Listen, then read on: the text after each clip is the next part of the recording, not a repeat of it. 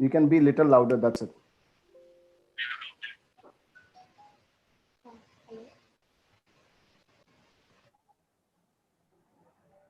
Group में message किया हुआ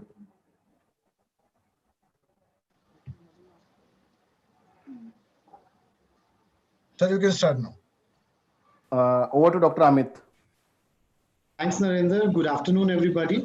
On behalf of Macprot Pharmaceuticals, we welcome you to this afternoon webinar on Spectrum of Women's Health being organized by Department of Obs and Gynae, Government Medical College, Amritsar, and Amritsar Obs and Gynae Society.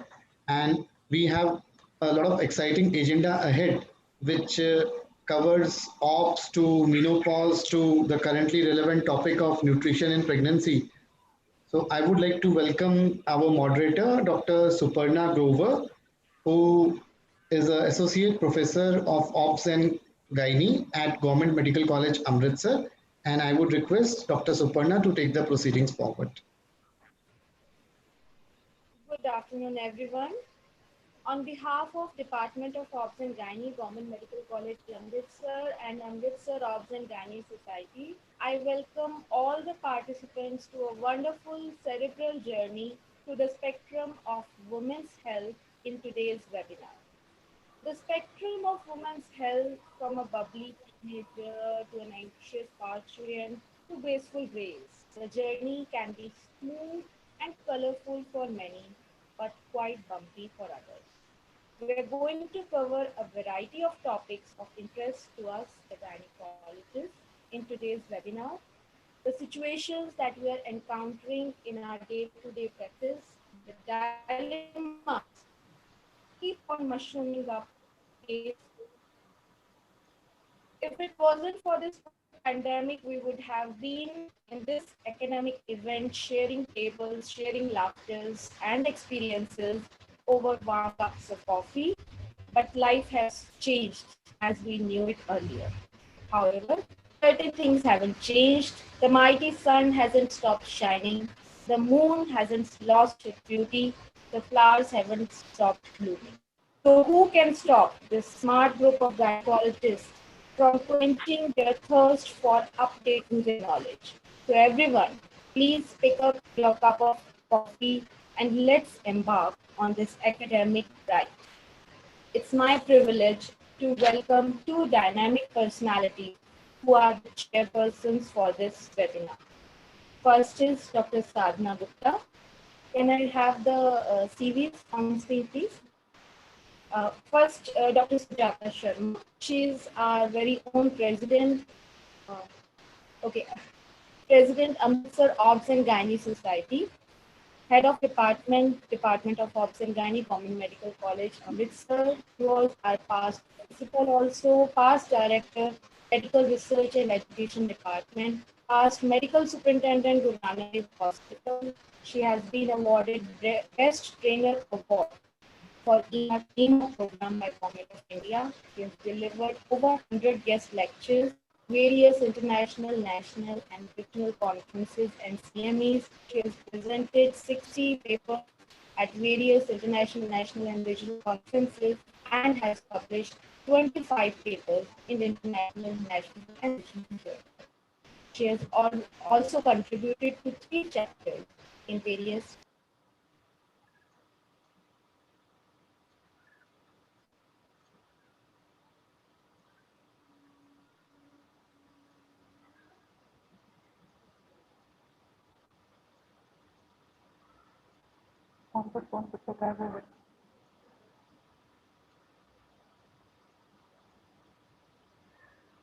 You lost her voice.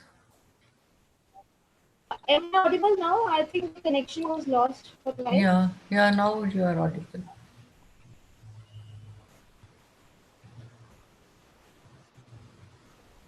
now the CV of Dr. Sadhana Gupta.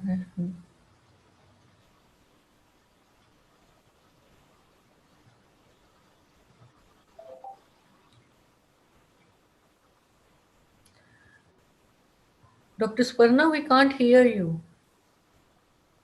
Ma'am, I'm just waiting for the CV to be shared. It's on the screen.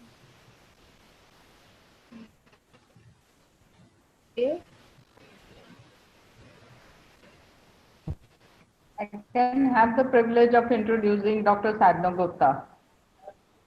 Dr. Sadhna Gupta, I have known her since so many years, and our association has been, I think, more than 25 years in Foxy. During this long journey of Foxy, I've seen her working so hard as a vice president and as a journal editor and as governing council member of ICOG, very active at each and every platform that she has been allotted. So in every conference, if you go around, you'll find a very simple looking lady, but still very dedicated person, unlike our presidents that we've had since now. And Dr. Sadhna Gupta, she has been a Foxy representative to CEPOG for the year 2018 to 20. She was ICOG Governing Council member. She has been a corresponding editor of Journal of OBGY India. She was also Vice President Foxy 2016, and I hope and wish good luck to her if she wants to this to contest for the post of President Foxy. She is chairperson. She has been chairperson of Foxy Safe Motherhood Committee and Foxy representative to WHO and other platforms, which is a big honor for her. She has been a chairperson, UP ISAR chapter, founder, president, Gorakhpur chapter of ISOPAB. I think anybody belonging to Gorakhpur is supposed to be very simple and very hardworking. I mean the Chief Minister of UP and then Dr. Sadhna Gupta also hailing from the same town, same simple lady, but very, very hardworking, very upright person, actually deserving to be the next president of Foxy. She has received many awards, including Mr. N.A. Pandit and Mrs. Shalja N. Pandit Women's Empowerment Award. She has 20 original research publications and is sole author of Caesarean and Vaginal Delivery and a comprehensive textbook of OBGY. Over to you, Dr. Suparna. I warmly welcome both the chairpersons who are our first two speakers as well. And now I request Dr. Sujata ma'am to please introduce Dr. Amrit as well, who is going to be the third speaker of the day. Can we have Dr. Amrit? Dr. Amrit is my colleague, a very, very hardworking person, as I've known her since last 25 years. She's a professor in the Department of OBGY at GMC Amritsar. She's also Secretary Amritsar Obs and Gynae Society. Dr. Amrit has been working in this field for more than 30 years and has nearly 50 publications into her credit. Her area of interest is general obstetrics, high-risk pregnancy, and contraception. Thank you, ma'am. Welcome.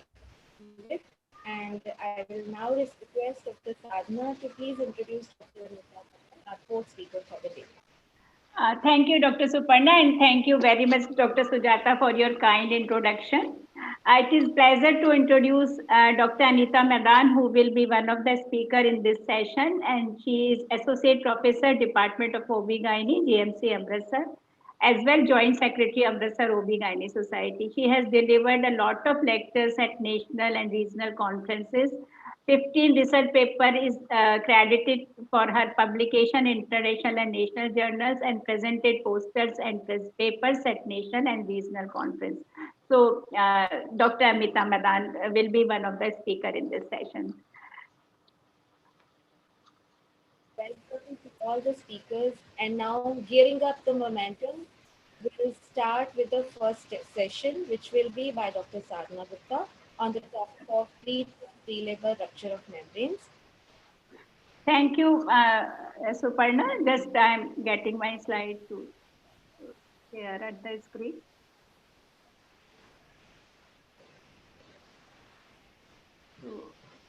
Slides are visible? Yeah, very much. Yes. Yes.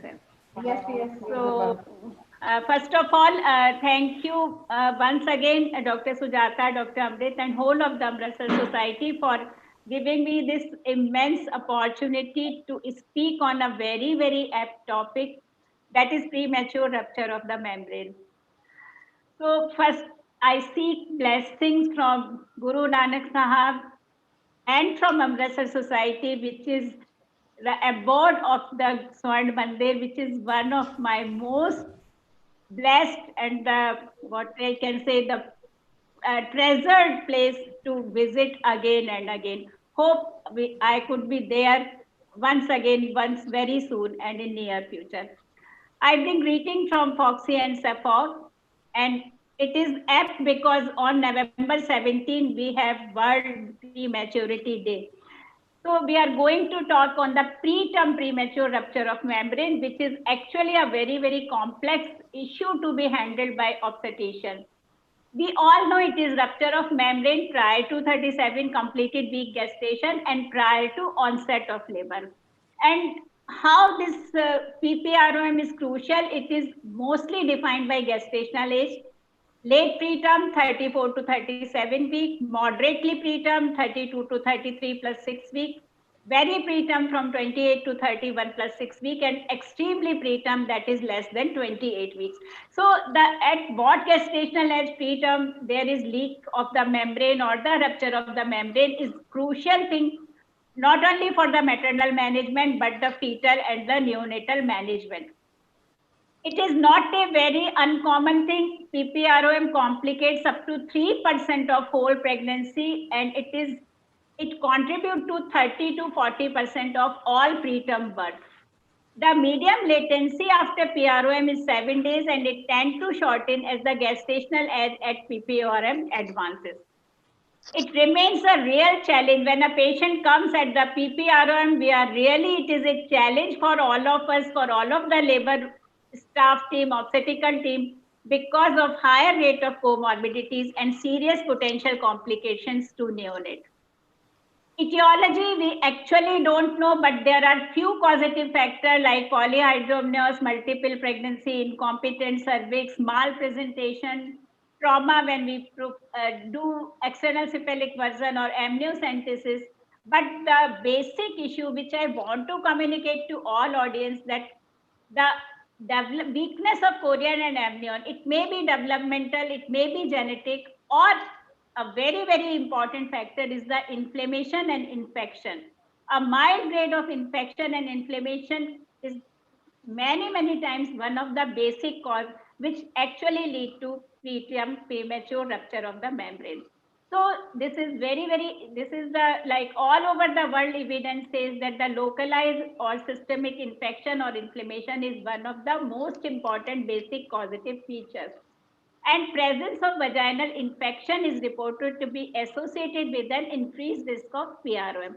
Why this is important? Because actually the treatment of vaginal infection, be it bacterial vaginosis or urinary tract infection or trichomonas, if we do it at the time, we can prevent PPRM in a substantial proportion of the case. Obstetrician contribution is very important because India is the biggest contributor to the world prematurity burden because of our huge population and around 26 million delivery, and with all the system, low socioeconomic status and so many factors, we are really contributed. We contribute a major share of preterm. Now, another message which I want to communicate with the audience is that the PPRM or the preterm labor, nothing is in isolation. Now the term is preterm parturition syndrome, which actually can present as preterm birth, as PPROM, preterm cervical effacement, or dilatation without labor as the result of multiple etiologies. So it is a sort of syndrome and not an entity in itself. All the things, these all excessive contraction, too much fluid, multifetal pregnancy, placental abruptio, all can add to preterm labor and PPROM. Now, why we are so much concerned of PPROM?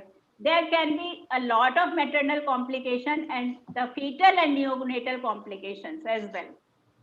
So maternal complications, PPRM finally turned into the preterm labor and delivery in most of the cases.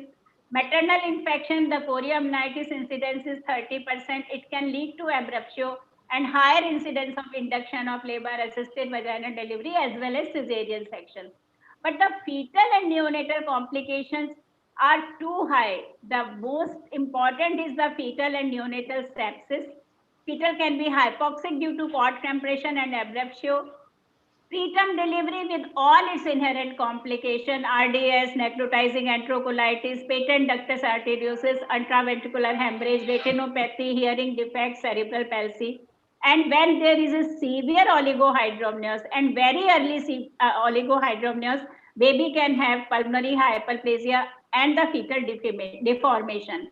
So this is very, very important, and that neonatal care, which is not available to a large majority of our population, and they cannot afford that long-term financial care. It is actually a emotional, financial, and a physical burden to all of the family. So we have these challenges that what is how to deal this situation so that we can prevent maternal and neonatal complications. We have a national as well as international guidelines, and the key features is the gestational age and the presence of complicating factors. But it is also important that unfortunately strategies for prevention of PPRM remains inconsistent, because actually so many times we don't get the actual cause. These are all risk factors for PPROM, adolescent pregnancy, low socioeconomic class, low BMI, smoking, previous preterm delivery, multiple pregnancy, all the things. I will say again, obstetrical complication, APH infection, polyhydramnios, genital tract infection. And there are nowadays so many genetic markers which shows that the patient, few people have the genetic polymorphism and they have the susceptibility for the PPROM. So the preventive strategies, as I have already mentioned, that the prophylactic treatment of bacterial vaginosis, chlamydial infection, screening for beta streptococcus, and management. This is the simple thing which we should consider in every patient who have the history of preterm labor or PPROM. Avoid cervical trauma in OB/GYN practice, good antenatal care, especially with rest and abstinence and early warning system and early reporting. And sometimes when in a good selected patient with ultrasound evidence as well as the history-based cervical circulage can be done. So coming to this basic background, coming to final, when the patient comes to us with in any time that she is feeling leaking, it is easy to diagnose PPRM or not. So can be very easy, it can be very difficult. Patient comes with the history of sudden vaginal fluid, gush of fluid, maybe pelvic back pain or the cramping. So one thing which is very, very important, that don't do immediately to the digital PV examination. This is very, very important because it increases the risk of ascending infection, and always perform sterile speculum examination, which shows fluid pooling. You put the speculum, you find a leak coming into the lot of fluid in the posterior fornix and collecting at the speculum. You can see cervical dilatation. You can also confirm whether there is cord prolapse or sometimes reach or malpresentation. And at the same time, you can take the thing vaginal swab for culture and sensitivity. The other tests are, one is another, the litmus test, which is very, very very easy to do. And if you put the nitrogen paper, it turns blue because it is alkaline. It has got a 93.3% of sensitivity. For now, we don't have actually microscopy in our obstetric OPD. Maybe it's the GMC you must be having with the conventional teaching, but it is also very easy method to say that you put the fluid on and allow to dry in the slide and see under the microscope, and you will see the furning, which is broad furning pattern. That is different than the fern of amniotic fluid. So you have to be a little accustomed, but at the moment we are not doing. Amnisure is one other method which usually most of the us are still not doing. It has a good sensitivity and specificity.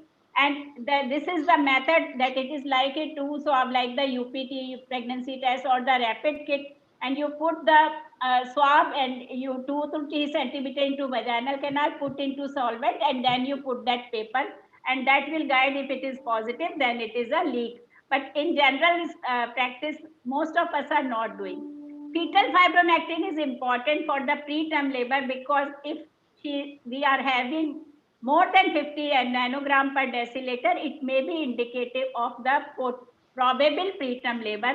And it is also for most of the setting, the results are not available in time and it is not available, but it is a yes.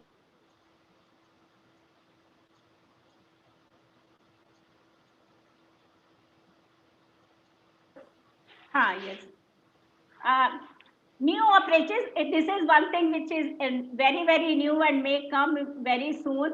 That if on sterile speculum examination, you are not like having, you are not looking any amniotic fluid, then there are certain biomarkers, that is IGF, BP1 or PAMG1. And these are good potential modalities with good specificity and sensitivity. And it is important, it may be in future available in the patient when the diagnosis is not very sure. Ultrasound, we all advise do and order ultrasound in the case of leak. Not all the women will have the oligohydramnios. This is very, very important. If there is mild reduction, it requires further investigation. And when there is a severe oligohydramnios, we have to rule out the other causes like renal agenesis or uteroplacental insufficiency. We have to be careful that we measure full amniotic fluid index so that we can chronologically follow. Besides this, ultrasound is crucial. We have to have the gestational age of the fetus, what is presentation, and if there is IUGR, we have to do the color Doppler studies. So guiding factors in management after diagnosis is what is gestational age, whether the fetus is distressed, whether mother is distressed, if she is having any infection, she is already in labor, and what is neonatal backup, what is presentation, and what is FHR pattern. So the initial assessment is the diagnosis of PROM, determine gestational of the fetus, and we have to identify at this point that this patient needs delivery or this patient needs expectant treatment. Because on this actually the neonatal outcome depends in the management of PPRM. So one another question is, so many patients when they come into OPD and they have leak and we advise admission and they want to go home. No, it is not the time, what we will do, and we have a lot of work in the home. So what is our message that when we have having PPRM, routine home management is usually not recommended. But if the patient choose to do, if they want to go home back, then actually guide the patient that take the temperature every 4 to 8 hours and count your fetal movement in that transient period. So this is our counseling, and we should not we should have to comply by it. This is RCOG 2018 guidelines, which I will share in the subsequent presentation, that the OPD versus hospital care, it depends upon what is how much amount of leaking and what is imminent delivery period. And with the saying that we actually don't know what is optical method of monitoring to predict adverse outcome after PPRM. So basic issues. Now, the second issue is in PPRM management, the most important thing, rule out chorioamnionitis at the point of leak. And if the patient is on expected treatment, you have to follow it. So the main crux is rule out chorioamnionitis, prevent chorioamnionitis, give antibiotics, watch on sign of chorioamnionitis, maternal and fetal condition, and treatment modalities to minimize neonatal complications, and what is the ideal time and mode of delivery for that particular patient. So PPRM with or without chorioamnitis, this is very, very important. This patient is having chorioamnitis or not. There is no rocket science. There is no very costly investigation needed for it. It is the clinical acumenship and a good nursing observation. Any fever more than 100.4 degree, persistent for more than 1 hour, warrants evaluation for chorioamnitis. So temperature charting is very, very important. Patient is having tachycardia, uterine tenderness, and patient feels odor, or you do per speculum, you feel odor. These are the simple signs for chorioamnitis, and fetus is infected or not. If you are having persistent fetal tachycardia more than 160 and decreased fetal beat-to-beat variability, be very, very cautious that this fetus is infected and this fetus is in distress. So it is tachycardia, fever, fetal tachycardia, fundal tenderness, and vaginal discharge. These are all clinical symptoms which are very good, and the variables, the sensitivity and specificity, and the fever and tachycardia is very, very important. With the hemogram, if leukocytosis more than 15,000 per microL or the doubling of count in a 48 hours, and you see the band forms. This is very, very important sign again for the chorioamnitis.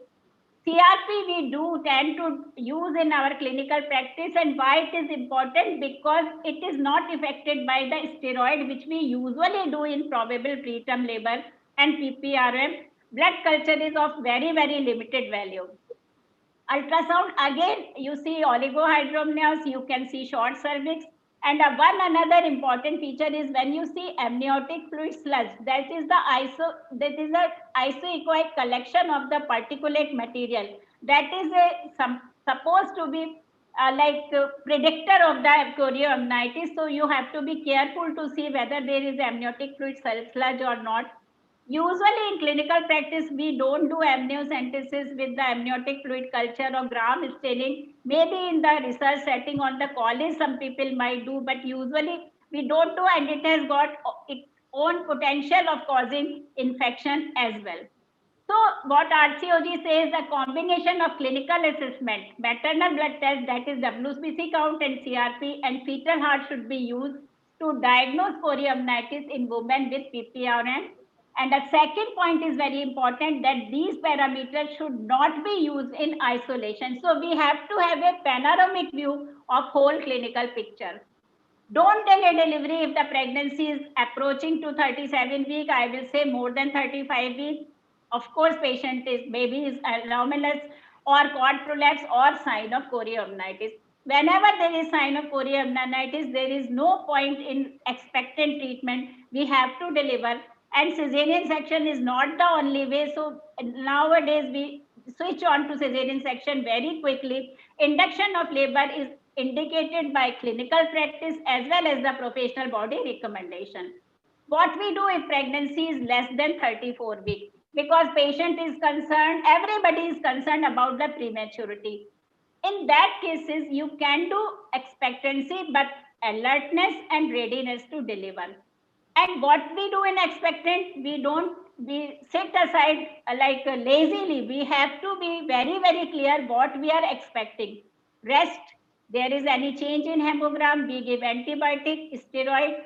Tocolis is a big question mark. Watch for sign of chorioamnitis, and again reassess the maternal and fetal condition. So antibiotic. We are misusing antibiotic in many things. But PPRM is the condition where antibiotic actually saves the mother as well as the babies from the severe sepsis and related complications. What antibiotic? There is actually no clear choice, but all professional body recommend ampicillin and erythromycin for 10 days if the or woman is in established labor. Again, it is a grade A recommendation. So antibiotic is really useful in the management of PPRM. There is significant reduction in the latency of the, there is a delay of the prolongation of pregnancy more than 48 hours, significant reduction in neonatal infection and abnormal cranial ultrasound, and there is overall no significant reduction in perinatal mortality, but it is important to give. Another combination is ampicillin erythromycin, ampicillin gentametrogel, which is our favorite since long ages, and it is effective. If the patient is allergic to ampicillin, or sometimes it is not available as well. So the third generation cephalosporin and the clindamycin are also very good substitutes. Clovinic acid should not be used. This again, I want to warn everybody that clovinic acid combination, because there is an increased risk of neonatal enterocolitis. This is again the chart which shows ampicillin and erythromycin. And again, I say that giving antibiotic in PPRM is very, very important, and diagnosing chorioamnitis is very, very important. Another issue is corticosteroid. Now, as a person, since last 7 to 10 years, our obstetricians are very aptly give corticosteroid in any probable preterm labor. It should be given always from 24 to 33-week gestation, and it can be considered up to 35 to 36-week gestation, and it is a grade A recommendation. Because it has been proven globally, nationally, markedly reduced risk of RDS and IVH, intraventricular hemorrhage. And another question which we always face, like obstetricians say, if the patient is already in chorioamnitis, she is already having high leukocyte count, doesn't steroid increase the chance of sepsis? Yes, there can be increased leukocyte count, there may be increased susceptibility, but the benefit to neonate actually outweighs the risk. So we have to give the steroid, there is no way. Betamethasone, dexamethasone, sometimes betamethasone is not available, but betamethasone has a longer life and considered superior for prevention of RDS. And dexamethasone has greater affinity to glucocorticoid receptor. So both are good. Again, a question, the patient has been given corticosteroid like 1 month back and she continues in the pregnancy, we should repeat or not? Usual recommendation is don't repeat because it can cause intrauterine growth retardation. But now few studies says that you can give repeat rescue course if you think that patient is going to deliver and last steroid was long ago. But it is only rescue dose and only in cases of emergency. Now, tocolytic is the thing which I want to be very careful about it because still now we have a long prescription of duodenolone for 10 days, 15 days, ritodrine and sometimes terbutaline and many things. This is very, very important. Be it in PPROM, it is not to be given. Why? Because it increases maternal complications. If you give tocolytic, if you give steroid along with infection, there can be more chance of pulmonary edema, hyperglycemia, tachycardia, and maternal ischemia. Besides this, the baby also get the electrolyte imbalance and sometimes unexplained fetal death. So only if you want to give tocolytic, the only indication is you want the steroid to be effective for the neonatal maturity and you want to have shift the complete the transfer in utero to the tertiary care center or the place where the all neonatal and obstetrical care is available. So it is very, very important message. Don't give duodenolone or ritodrine or terbutaline for a long time. If you want to add with antibiotic and steroid, give only for 48 hours, not more than this. Magnesium sulfate as neuroprotector has come in a big way. It is to be considered between 24 to 29 weeks of gestation with PPRM. It is a good recommendation and the neuroprotective effect of Maxer to the baby. It is not for the eclampsia, it is not for prevention of convulsion, but it is for the neonatal neuroprotection. Amnio infusion, once upon a time, like 15 years ago, we have a lot of research paper, but it has been discarded and rightly from the course of the management.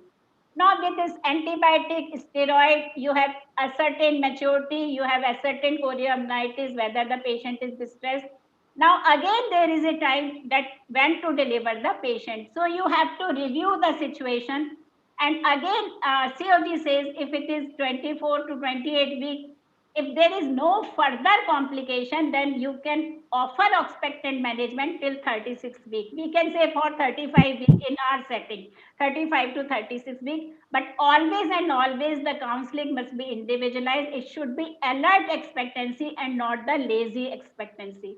Answers are also not that easy because usually women with clinically diagnosed PPRM and shown the ultrasound reduced AF, they are more likely to give birth within 7 days. They don't carry the pregnancy more than 7 days, and we have got certain few complications like infection or like reduced fetal movement or fetal tachycardia, and we have to terminate the delivery.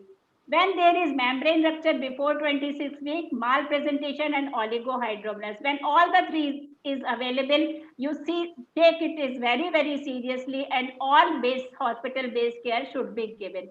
So 34 to 36 weeks, give antibiotic, give steroid, and await spontaneous labor. If there is no spontaneous labor within 24 to 48 hours, induce labor or cesarean if obstetrical indicated. So if it is more than 34 weeks, waiting and expectancy for more than 48 hours is usually not recommended because the fetus and the neonate thrive very well. 24 to 34 weeks, again, all the antibiotic, steroid, watchful. And these are the patients when we want to carry the pregnancy to up to at least 34, 30, 33, 34 weeks. And beyond 35 weeks, we are not going to achieve nothing extra for the baby or for the mother. But it is, again, it has to be alert, watchful expectancy. Very early PR. This is very important because nowadays we are having a lot of patients who have the PPRM as 20 to 23 weeks. Now these patients are liable to have major fetal complications, fetal deformities, leg deformities, pulmonary hypoplasia, and we should be very clear in counseling that this is the risk because we are having PPRM with oligohydramnios at very early age. You have to be very clear in counseling with full explanation of prognosis and what is risk and benefit of expected management and how we are going to deliver the baby. If the patient and doctor decide to be expectant treatment, again antibiotic and steroid, observe for complication and deliver when risk of prematurity is minimal. So this is very like a crucial type of case situation we tend to get very frequently. Always be ready to terminate delivery when there is non-reassuring fetal status, clinical or lab finding of chorioamnitis if there is associated abruptio. Don't switch to cesarean section in all cases if obstetrical indication like mild presentation, evidence of fetal hypoxia, IUGR or failed induction of labor. Cesarean is always there. Always be aware and aware of postnatal management. I have seen 2 or 3 cases who have got a 10 days like this thing, preterm premature rupture of labor, they deliver and after delivery, they went into the septicemia. So in postnatal ward, be sure that the nurses and the residential doctors take temperature, they take blood pressure, they get adequate fluid and the antibiotic is continued in postnatal period because maternal sepsis of all degrees is very common in these patients. You can have during delivery retained placenta, very, very important because all the things which magnesium sulfate, if you are giving difadipine for tocolytics, it all causes the predisposed to retained placenta as well as the postpartum hemorrhage and the venous thrombosis. Neonatologist involvement should be from before the pregnancy to after the pregnancy for complication of prematurity and neonatal sepsis. So the crucial modalities, this is my last 1 or 2 slides, antibiotic, steroid, need for intrapartum GBS prophylaxis, which is still not a routine thing in our country. And in case of risk of imminent delivery in 29 to 33 weeks, magnesium sulfate might be used for neuroprotection. What next in next pregnancy? The patient has gone. If the patient is having previous history of PPRM, there is increased risk of recurrence. Short interpregnancy interval is associated with greater risk, so always highlight postpartum contraception. And in between pregnancy, try to correct the correctable cause like smoking, screening, and treatment of genital tract infection. There is a lot of scope for research, and Amritsar Society is like fortunate to have the academician like Dr. Sujata, Dr. Amrit, Dr. Anita, and you. So we can have such simple studies from our country. What is antibiotic of choice and duration of treatment in PPRM? Still, we don't have the clear choice. Role of Maxwell in 30 to 33 gestation. Single bolus Maxwell versus continued infusion. At the moment, we are having full dose like in Pritchard regime. Can single bolus Maxwell be useful in preventing the neurological deficit in preterm neonate? Method to monitor fetus following PPRM, simple or anything by Doppler or by daily fetal movement count, and the role of sealant to repair fetal membrane. We are going to have a 1 or 2 commercially available combination of few amino acids which they claim that it will affect as amniosin. I think very soon it will be available in market and we can do our experience sharing as well as research in a future year whether they are effective or not. So this is also last slide, RCOG 18 also says that try to give women and family emotional support through work. Yes, we have to be very supportive because it is a lot of tension. But I think that it is also taxing to obstetrician as well, because every day, every hour, every 6 hours, there is a question, what will happen, what will happen. So it is my say that time is tough always for doctors. There are so many things. Keep your energy safe. In COVID times, actually, we have proven that with what risk we are working and how we can like conserve our energy, and that even sacrificing our health to the service of people. So be sympathetic to yourself as obstetrician. Don't blame for anything wrong to you. Follow clinical practice, follow clinical protocols, follow good recommendation, and create recommendation and evidence. As a developing world, whole world is looking to us because we have that 26 million delivery which we cater. So be sympathetic and be proud to yourself also. Thank you very much. Again, I look forward for your support for my presidential candidate election next year, maybe a little late. I will always do service which I have done throughout the years. Thank you very much for the opportunity.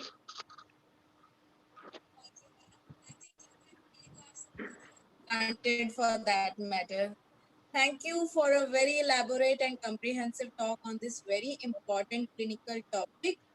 You have covered everything, and so far I don't have any questions.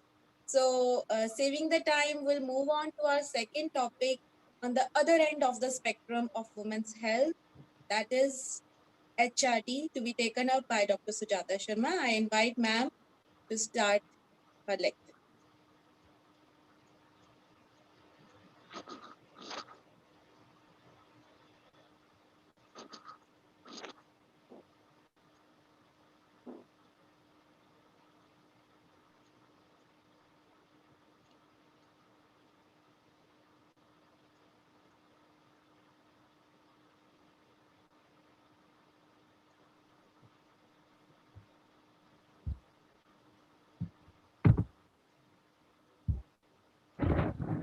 Good afternoon, everyone. So I'll be talking about menopause and role of hormone replacement therapy.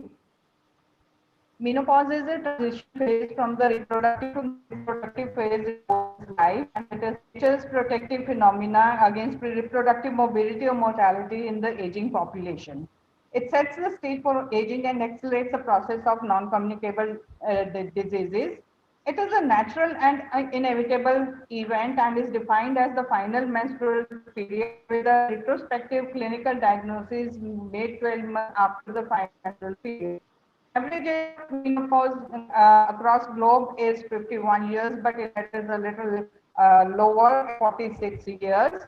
There are certain markers for the diagnosis of menopause. Now, these markers are not necessary for diagnosing menopause, but in certain situations they may be necessary. For example, in patients with premature ovarian insufficiency or where fertility issues are concerned, we these markers. So FSH less than 10 international units indicates declining ovarian function. Less than 20 international units is diagnostic of ovarian insufficiency, and more than 40 international units done 4 to 6 weeks apart. It is a marker. It is a sure shot marker for menopause associated with low estradiol levels. AMH becomes undetectable, inhibin levels fall, and enteral follicle count and ovarian volume they decrease. Now, there are certain terms which need to be clarified. These are perimenopause, menopausal transition, and climacteric. Basically, all these terms being the same, and they denote a period which is immediately before and up to 1 year after the final menstrual period. Begins on an average 4 years before the final period and lasts for 3 to 4 years, and is characterized by irregular menstrual cycles, endocrine changes in ovulatory cycles, the significantly reduced fertility, and symptoms such as hot flashes. Now, climacteric is when this perimenopausal transition is associated with vasomotor symptoms, we say it is climacteric. The term premature menopause has now been replaced by the term premature ovarian insufficiency, and this is amenorrhea due to loss of ovarian function before 40 years of age, and statistically it is 2 standard deviation below the average age of menopause in that particular society. In India, with the estimated average age of menopause being 46 years, the age of POI is 38 years, but otherwise globally it is taken as 40 years of age. And a staging system has been devised to divide the entire reproductive span and postmenopausal time of the woman by the stages of reproductive aging workshop group, and it is aimed to classify the women's life in three phases, that is reproductive, menopausal transition and postmenopause, and this is based on the menstrual cycle, endocrine parameters and ovarian reserve markers. There are 7 stages starting from -5 to +2. First three denote the reproductive age, early, peak, and late. Next two, -2 to -1 indicates menopausal transition, early and late, and +1 and +2 indicate postmenopausal age group, +1 to +2. Now, what is the impact of postmenopausal estrogen deprivation? We all know with the onset of menopause, once it is complete, the estrogen levels almost come to nil, and this has a vast impact on the health of the woman, physical and mental health of the woman. And she may have vasomotor symptoms which start in the perimenopausal years and then extend into the menopause, may extend up to 2 years or sometimes even later on 5 to 10 years in some of the women. It also induces atrophic changes in the vaginal mucosa, genitourinary atrophy, and also results in decline in skin collagen content, elasticity, and thickness. It also has psychophysiological effects with significant increased risk of new onset depression during menopausal transition rather than in the postmenopausal women. It also leads to memory loss and difficulty in concentration and sleep disturbances. The cardiovascular risk is doubled. Osteoporosis again is devastating, and up to 5% of trabecular bone and 1.5% of total bone mass is lost per year after menopause. Coming to hormone replacement therapy, now this term has also been replaced by the menopausal hormone therapy, and I'll be using this term MHT in next slide. The treatment or MHT has to be individualized for every woman depending upon her health needs, and you need to distinguish between a symptomatic and an asymptomatic menopausal woman. These women may present at the menopausal clinic either with menopausal problems or menopausal symptoms or just with a request for a general health checkup. But before starting MH, a thorough clinical evaluation is mandatory for all these women, and it should include a holistic approach to overall health, including a detailed history followed by a detailed GPE, assessment and categorization for risk of disease if she has any. You need to document menopause-related symptoms, breast examination and history of any breast illness in the first degree relatives. The risk has to be elaborated. The risk of cardiovascular disease over next 10 years, the probability has to be calculated, and risk prediction charts are available for this purpose. Skeletal health has to be assessed in the form of osteoporosis by various methods. Muscle health has to be assessed by a 5-item questionnaire. Now, all these are available on site. All these questionnaires and health charts are available. Pelvic examination is to be done to rule out any local disease. Laboratory tests, all routine laboratory tests are to be done. But in cases who have some disease or at a risk of some disease, individualized tests based on history, for example, FSH and estradiol for a woman with POI, endometrial biopsy for a woman if she has irregular periods, LFTs and risk of thrombosis tests with a positive family history, urodynamic studies in a woman having urinary problems, ECG and 2D echo with women at high risk of CVD, and 25 hydroxy vitamin D in a woman with a risk for osteoporosis. At the same time, dental and eye checkup also are to be done. Now, for management purposes, women can be classified into two groups. Group 1 is women with no menopausal symptoms. So these can be further divided into healthy women, or they can be healthy but having risk factors for disease, or they may already be having latent disease or having comorbidities. Now, since there is no VMS, no vasomotor symptoms, so there is no need to initiate MHT in these women. Only thing is to concentrate on the preventive health care and treatment of the disease or comorbidities that this woman may be carrying.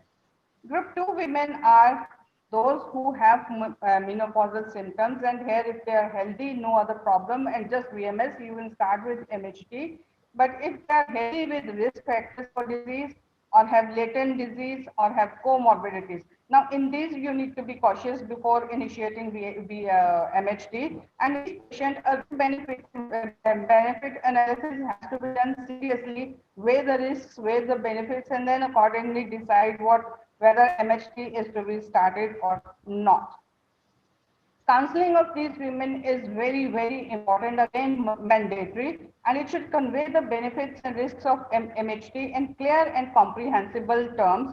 And this will allow a woman and her physician to make a informed consent or informed decision about what are the goals of their treatment, what are the risks and benefits of the treatment, whether they want short-term treatment or a long-term treatment or both. And if you have some pamphlets ready with you describing the risks and benefits, giving the written information is all the more important and useful.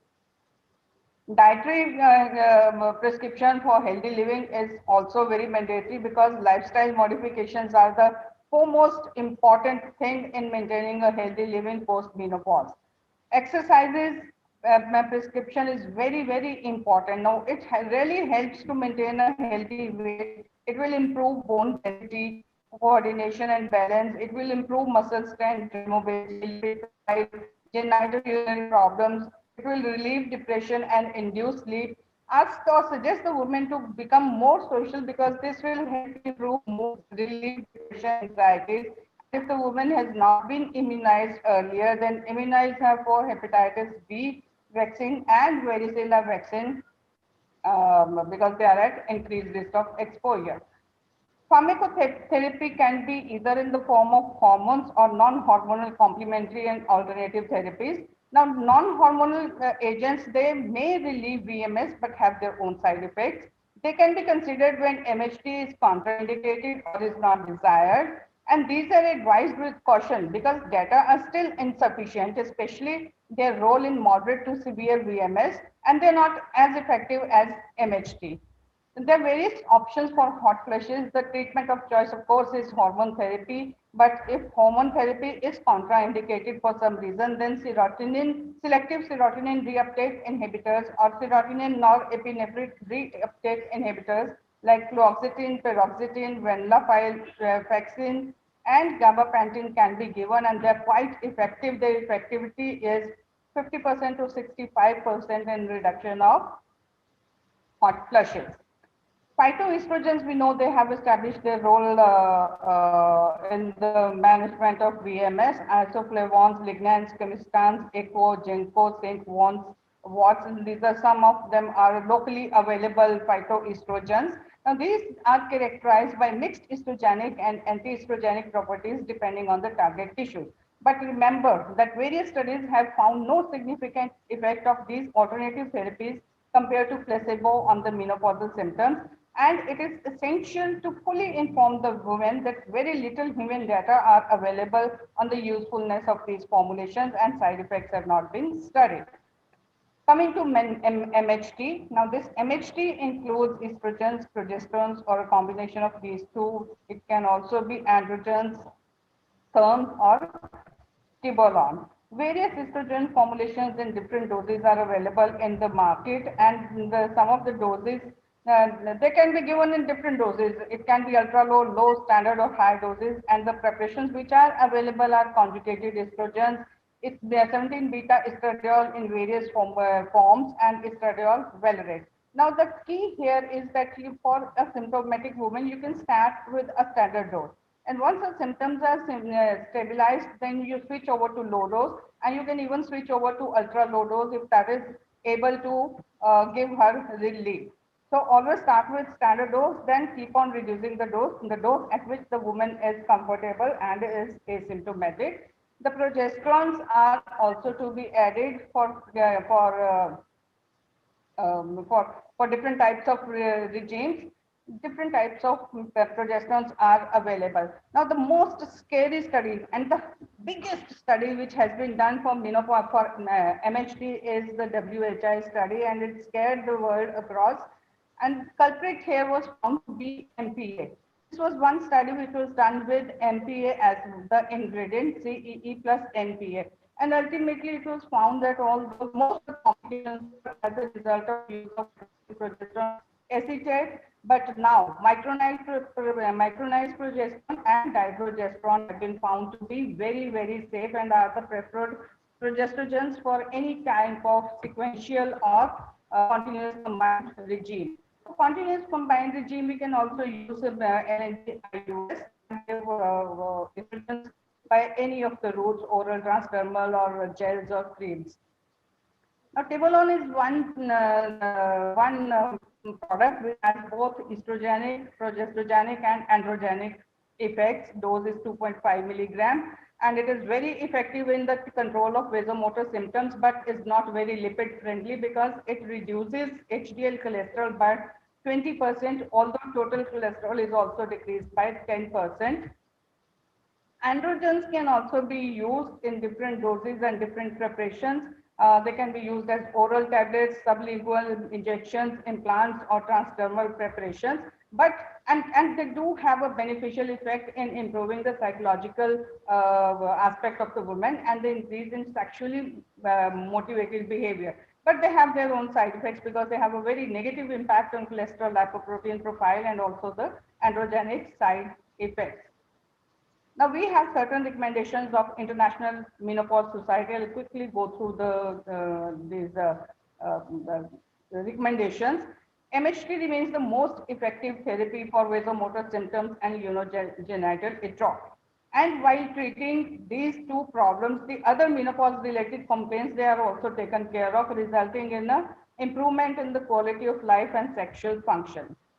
The MHT should always be individualized and tailored according to the symptoms and needs of the patients. Risks and benefits should be clearly defined. It reduces the symptoms and may preserve bone density and is advised at least until the average age of menopause or up to 60 years of age. And it should not be recommended without a clear indication for its use. Just to maintain your youth, MHT is not to be used. It is very, very clear that MHT is to be given only in a symptomatic woman to alleviate her agony. That is where the role of MHT comes. Duration of therapy, there are no reasons to place mandatory limitations, and it can be safely given up to 5 years or up to 60 years of age. And if somebody wants to continue it beyond 60 years of age, then various risk factors have to be taken into account, and the risks and benefits have to be weighed and then accordingly taken a decision to whether 60 years or not. Dosage of MHT should be titrated to lowest possible dose. As I have already said, start with the standard dose and then keep on decreasing the lowest possible to where patient has that symptomatic relief. And in lower doses of MHT than previously used, they may reduce symptoms sufficiently and they will be able to maintain quality of life for most of the women. However, long-term data on lower doses regarding fracture cancer risks and cardiovascular implications are still lacking.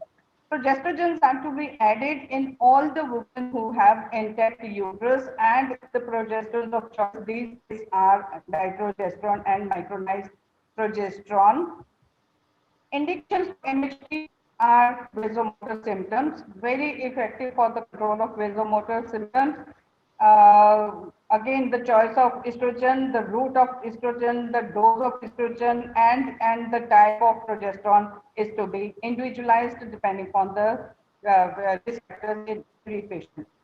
Second indication is genitourinary syndrome of menopause, and for this, simply vaginal estrogen therapy is very, very effective. Operations are effective. They are as effective as systemic therapy.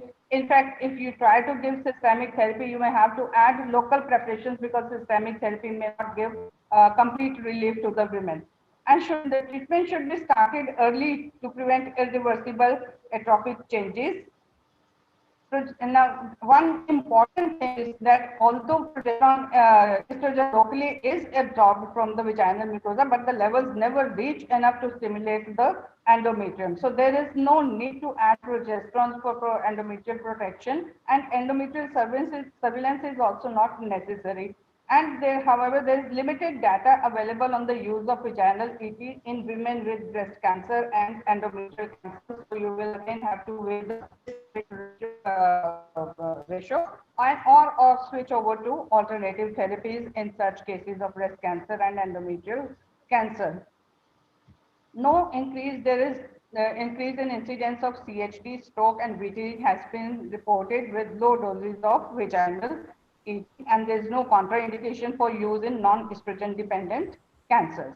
For osteoporosis, either combination of EPT or estrogen only therapy is very, very useful, and it is one of the mainstay for maintaining the bone mineral density, as it increases the BMD of lumbar spine, increases BMD of femoral neck, and reduces the risk of osteoporotic fractures by 33 to 40%.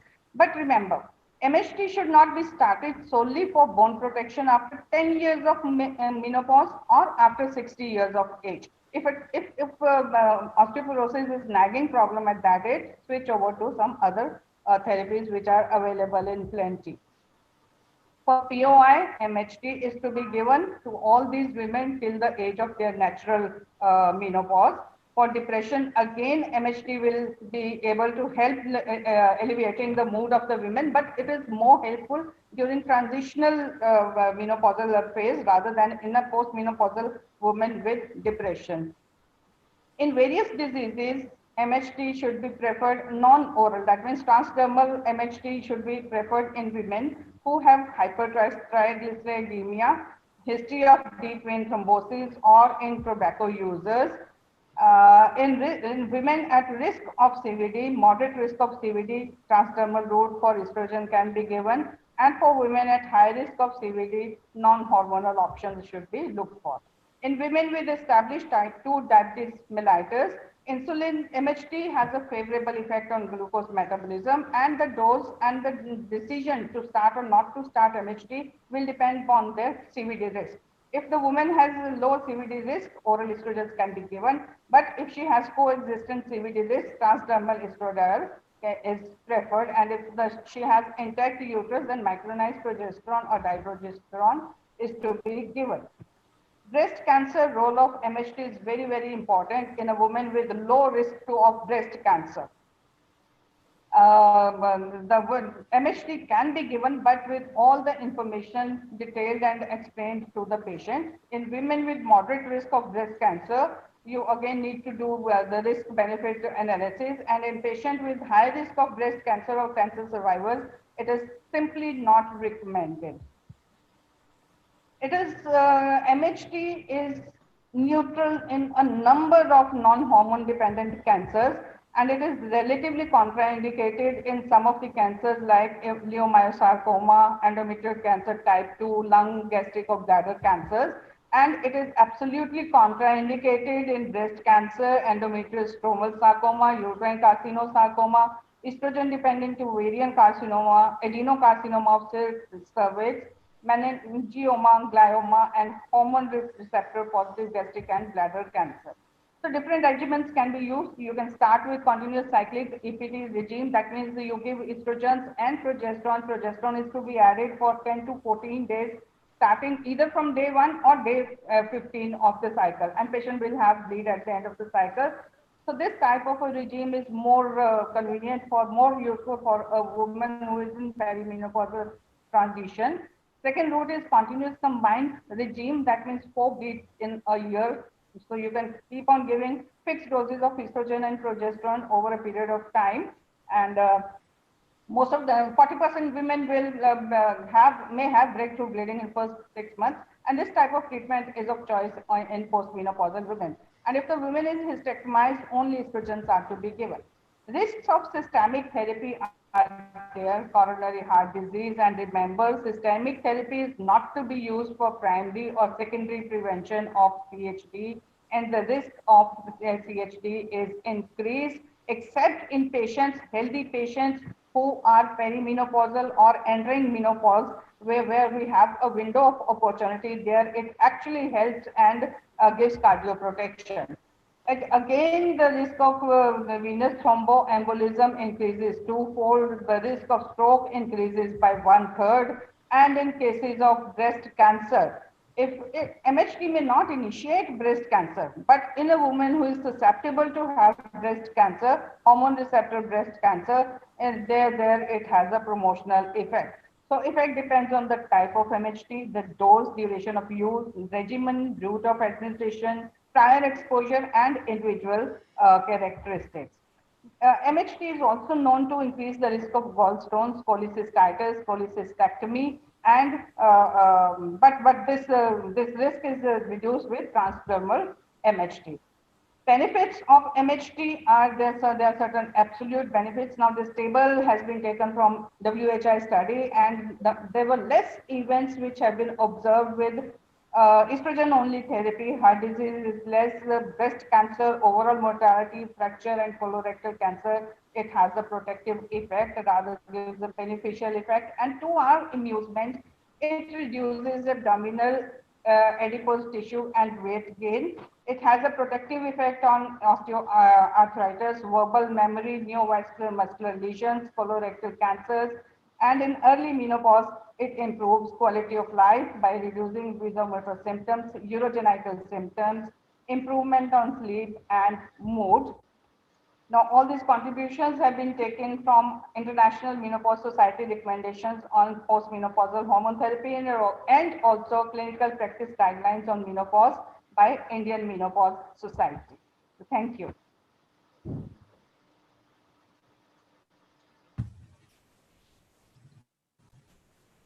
Thank you, ma'am. So MHT is a topic where evidence has always been more confusing than enlightening, and today's presentation was full of perspective for all of us. Thank you, ma'am, for this wonderful lecture, and I would request you to invite our third speaker for the day for the third session.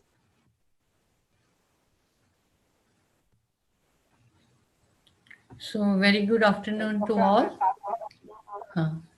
Yes, am I audible? Yes, ma'am, we can hear you. Yes, you are audible. Yeah, okay. So, my topic will be cesarean section and update. I'll try to do justice with my topic. So basically, this is the commonest operation that we do in our clinical practice and gives us happiness, more happiness than any other operation when we have a healthy mother and healthy baby at the end. But sometimes it is challenging also when we do perspire while doing it. So new guidelines, new recommendations, they are coming every year. So our aim is to keep us updated, and rising incidence is a great concern for all of us. So this is the data in India that shows there are we have four states marked red. They have incidence more than 30%. Globally, we have 18.6%. In India, on average, it is 17.2%. And of Punjab, it is 24.4%. So I will divide my lectures in three parts. First, I'll cover ethics related to it, then the Foxy and NICE guidelines, and the third part will be how we can safely reduce the primary cesarean delivery. So first part being the ethics, whenever we do our clinical practice in the office or in the theater, basically there are four principles that we follow. That is autonomy, the first. That means the patient has right to decide for herself, and we must appreciate the patient as an individual. Second basic principle is beneficence, means whatever we do in our practice, we do it for the benefit of the patient. Then non-maleficence means we do no harm to the patient. And justice means whatever resources are available at hand when we do our surgery, we should use them judicially. But certainly there is conflict of interest at certain places. When patient cannot decide between the two options, vaginal delivery and the cesarean section, then comes the physician role. Means he or she has to motivate, has to counsel the woman about the benefits and the risk so that she can make a informed choice what is better for her. Certainly, the cesarean on demand, that is her personal demand, when it has no medical indication, is not justified ethically, as there is no hard evidence about it that it is beneficial for the patient. So before doing any surgery, any cesarean, we have to take informed consent, and we have to keep all these 6 things in our mind when we talk to the patient about any procedure. And first is the what is the patient's condition and what procedure is needed for that condition. What are the benefits and risks of the procedure? Any unanticipated mishaps? What are the alternative therapies available and consequences of no treatment?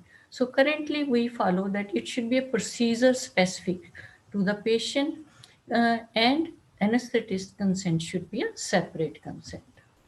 And it should always be in patient's language. Like we are in Punjab, the first choice is Punjabi, it's there so that patient can understand.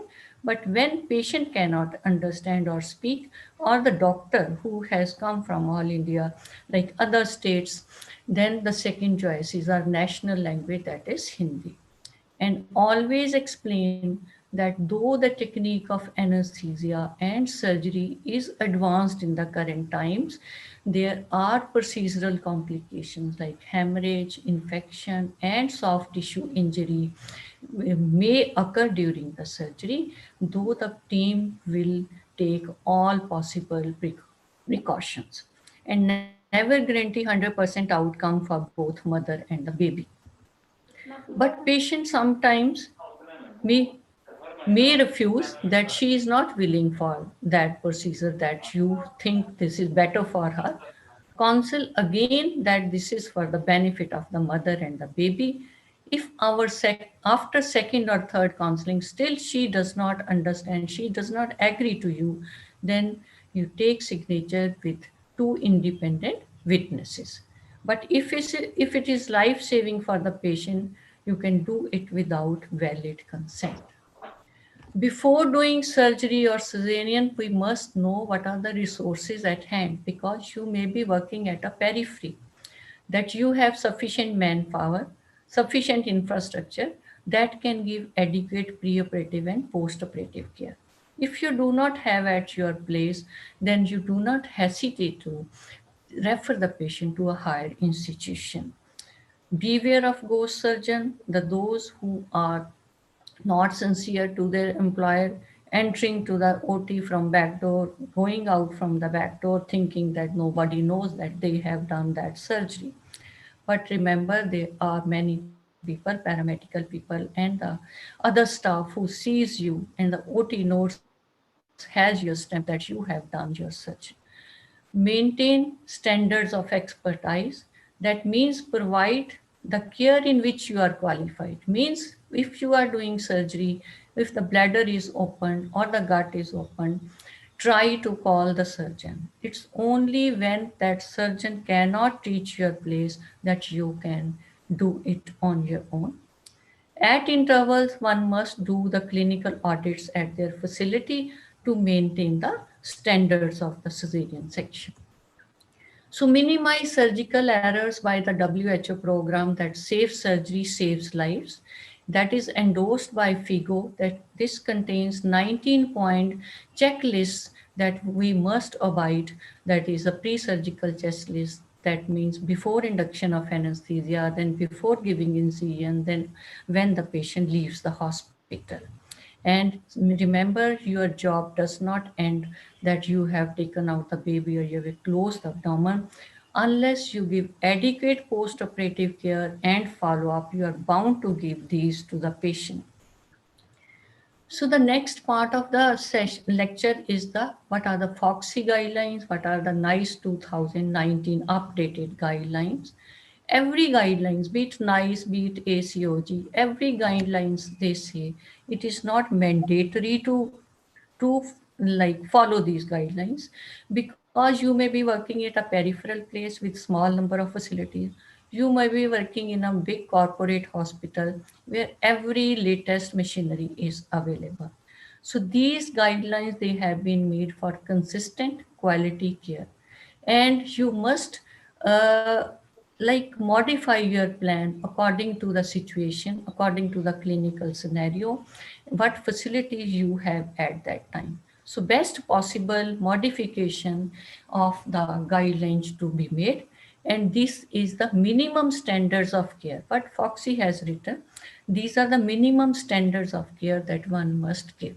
And these are covered under 4 headings: that what information you give to a woman, what about planned cesarean, what about procedural aspect and the care of the woman. So what information to give, to be given to a woman?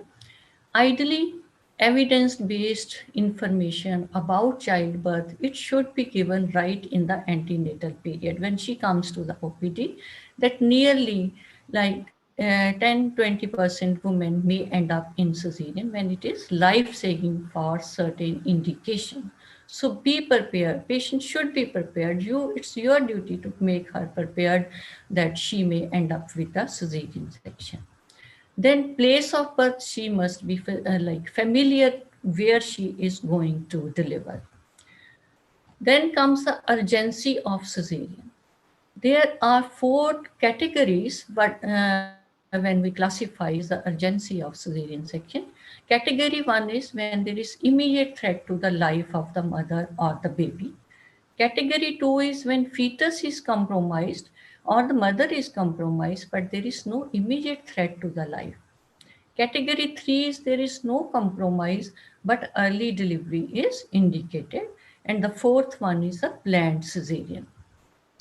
Now, the decision to delivery interval, like once we have decided we have to do cesarean, how much should be the delivery interval? For unplanned, like for emergency cesarean sections, category 1 and 2, they say it should be done as early as possible. For category 1, recommended is that it should be done within 30 minutes. And for category 2, it should be within 30 to 75 minutes. For planned cesarean, we all know that respiratory morbidity of the baby born by cesarean section before labor is more. So it should never be done before 39 weeks, because this respiratory morbidity is decreased if we do cesarean after 39 weeks. So planned cesarean always after 39 weeks. What are the indications of cesarean? We all know maternal, fetal, but the guidelines, they have given some key priorities to certain indications. I'll do that. First, for the morbidly adherent placenta.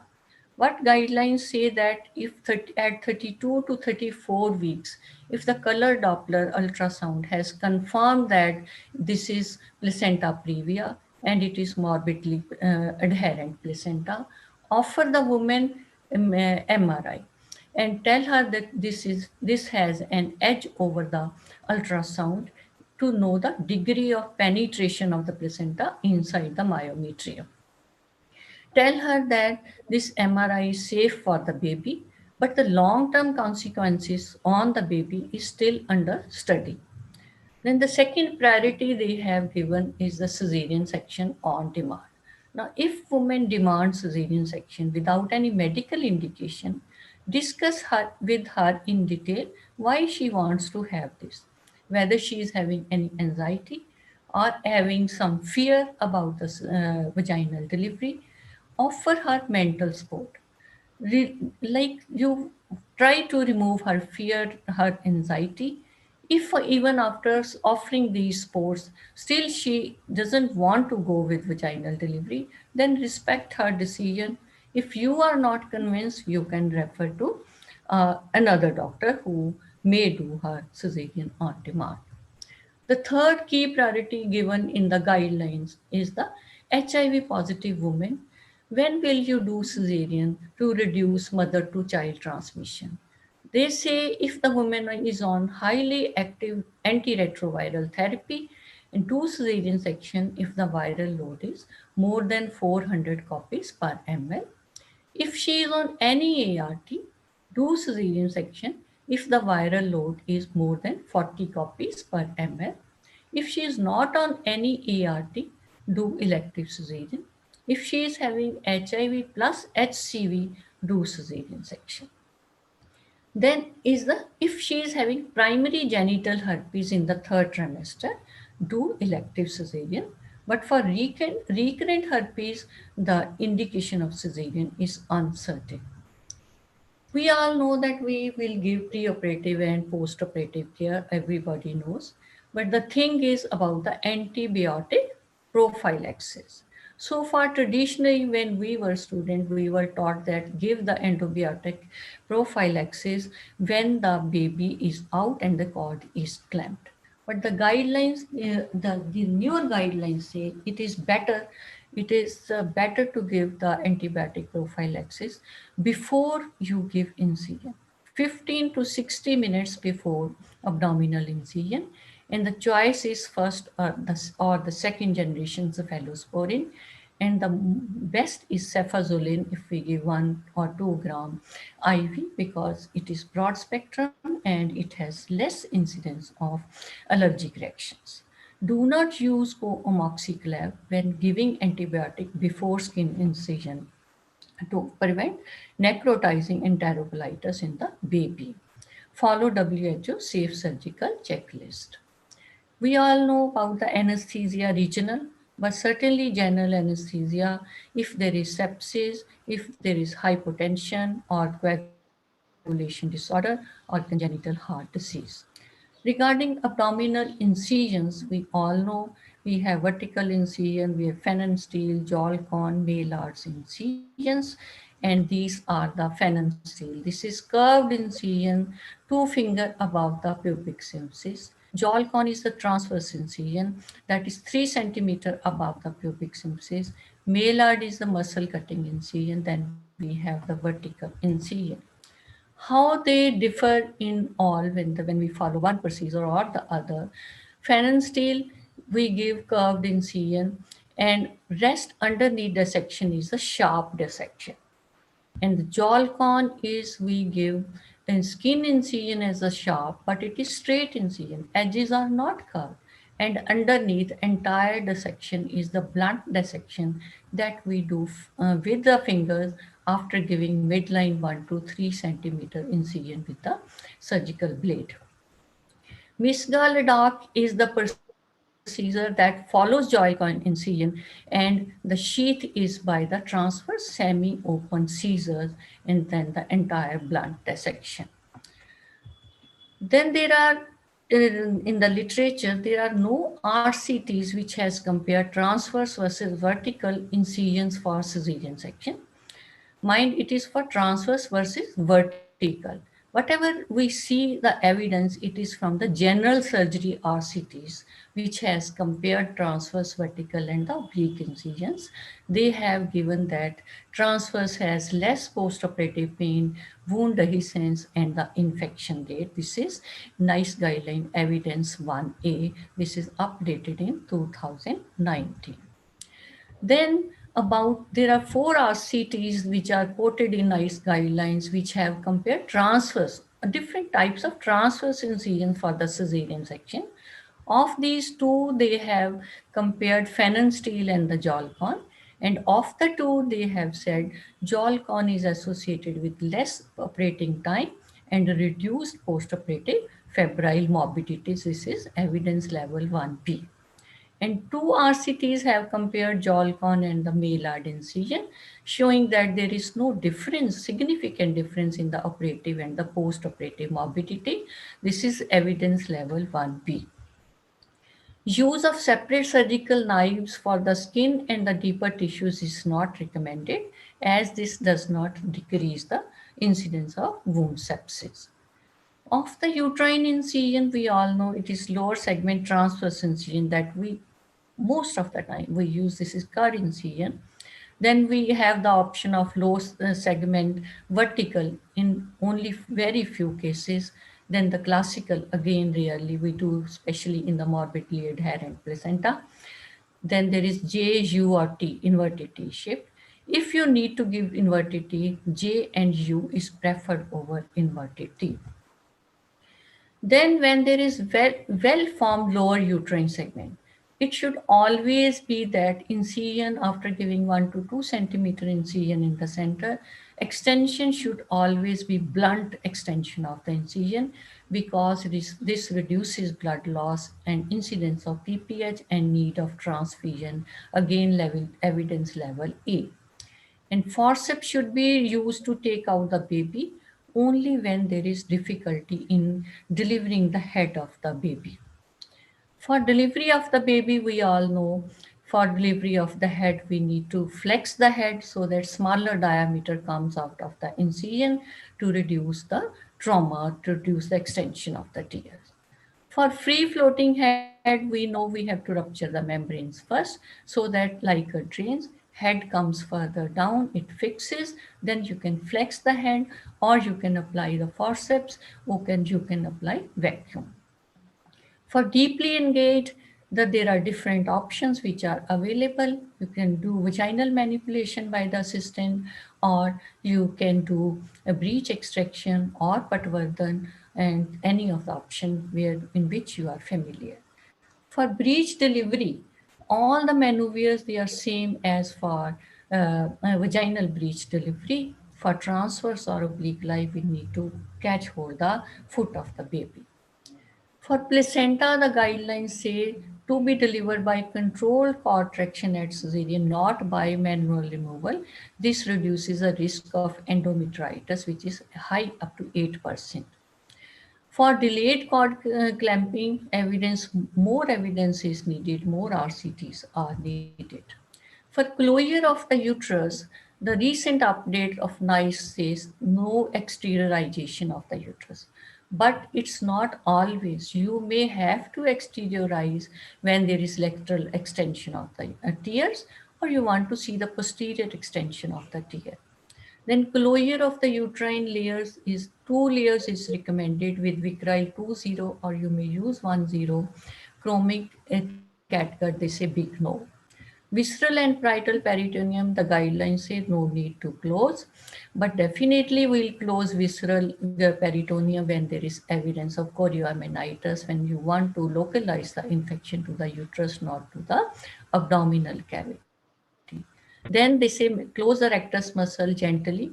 Most important is the rectus sheath that is to be closed by delayed or non-absorbable sutures. Vertical incision recommendation is mask closure in single layer. Subcutaneous fat not to be closed if it is less than 2 centimeter. Do extra layer if it is more than 2 centimeter. No routine subcutaneous drains to be inserted. For skin, you may use subcutaneous sutures, subcuticular sutures. You may use absorbable, non-absorbable sutures. Staples, they are not favored, and mattresses not recommended, but occasionally 1 or 2 at intervals you may use. We all know we have to reduce the blood loss electively, prophylactically, and therapeutically. But counting of the mops at 3 times is recommended. Once you set the trolley up, once you begin the giving incision, and before closure of the abdomen. Guidelines say that you remove dressing after 24 hours, but it is not binding. You follow the local protocols. You may remove after 48 hours. Then they say there is no need to do dressing, gentle cleaning of the wound daily. Tell her to wear loose clothes and monitor the wound for infection. Always before discharge, discuss with the woman that this was the reason for cesarean so that she remembers after the cesarean and that has an impact on the future pregnancies. This then the evidence is that always do umbilical artery pH if you are doing cesarean for suspected fetal compromise to allow review of the fetal well-being and ongoing care of the baby. Then give thromboprophylaxis if it is a high risk case. Average hospital say they stay they say is average 3 to 4 days and follow up after 1 week, then after 6 weeks. Now, the third part of the talk is how we should reduce the incidence of primary cesarean delivery. Now, Now, we can only reduce the incidence of primary cesarean delivery if we know what are the indications of primary cesarean delivery. Now, this chart shows that the labor dystocia, non-reassuring fetal heart rate, and malpresentation, they form more than 85% indications of primary cesarean deliveries. So we will target these three, and to reduce these indications, the percentage of these indications. So far, we have been following the Friedman's labor graph, which was formed in 1950s, showing active labor and latent phase of labor. Then that was showing active protracted labor if the rate of dilatation is less than 1.2 centimeter per hour for nullipara, less than 1.5 centimeter per hour for multipara. But the recent evidence, Consortium on Safe Labor 2018, data from 17 US hospitals comprising 62,000, more than this, parturient women who delivered vaginally, singleton baby with cephalic presentation, with normal perinatal outcome. This big data was studied, and they have shown that the cervical dilatation is significantly slower than showed by the Friedman. This data shows that in nullipara, the rate of cervical dilatation is zero point 0.5 to zero point 0.7 centimeter per hour in nullipara, zero point 0.5 to 1.3 centimeter in multipara. And this wide range shows that when the labor is more advanced, the rate of dilatation is more rapid. These are the highlights of this SAFE consortium. I show they have made this graph. Like this is for nullipara, this is for primipara, para 1, and this is for para 2 plus. From up to 4 to 6 centimeter dilatation, there is no difference of rate of cervical dilatation in nullipara and para 1 and para 2. The rate of cervical dilatation is much rapid in para 1 and para 2 plus than in nulliparous women. And this is one of the highlights. And second highlights, they say active labor starts at 6 centimeter. So we should start following these new indications, these new recommendations, these new the things which have come out from the big studies. So what are the recommendations? These are the recommendations from ACOG, from the Society for Fetal and Maternal Medicine. They say in the first stage of labor, prolonged latent phase more than 20 hours in nullipara and more than 14 hours in multipara should not be an indication of cesarean section. This is evidence level 1B, strong recommendation with moderate degree of evidence. And then the second recommendation is slow but progressive labor in first stage of labor should not be an indication of cesarean delivery. Additional oxytocin augmentation should be considered, again 1B level of evidence. Another recommendation is that 6 centimeter cervical dilatation should be taken as threshold for active stage. Recommended by ACOG, Society of Maternal Medicine, 1B evidence. And then for cesarean delivery in active phase means more than 6 centimeter or equal to 6 centimeter with good uterine contraction, with membranes absent. If there is cervical dilatation, arrest occurs for 4 hours, only then we will label as arrest and do cesarean delivery. Or if with inadequate contractions, give oxytocin for 6 hours and there is no change in cervical dilatation, then we will label arrest and we'll do cesarean. Again, 1B evidence. Then recommendations for second stage of labor. There is no absolute maximum second stage duration has been identified for the rest of the labor in second stage. Important is if maternal fetal conditions permit, active pushing for 3 hours in primipara, 2 hours in multipara is recommended. Additional one are if there is epidural analgesia. This is 1B evidence. Then the second recommendation in second stage is that operative vaginal delivery by experienced hands is a safe alternative. Then they say think of malposition if it is protracted descent, and manual rotation should be considered before operative vaginal delivery. Then the recommendations for fetal heart rate monitoring. For repetitive variable deceleration, offer this amnio infusion. This may reduce the cesarean delivery. This is 1A evidence. Scalp stimulation can be used to assess fetal acid-base status if we have abnormal or indeterminate fetal heart rate tracing. This is 1C evidence. Then for induction of labor, the recommendations are before 40 weeks, induction of labor to be done only if there is maternal or fetal indication. Induction of labor at 41 weeks, it is to be done to decrease perinatal morbidity and mortality. This is 1B evidence.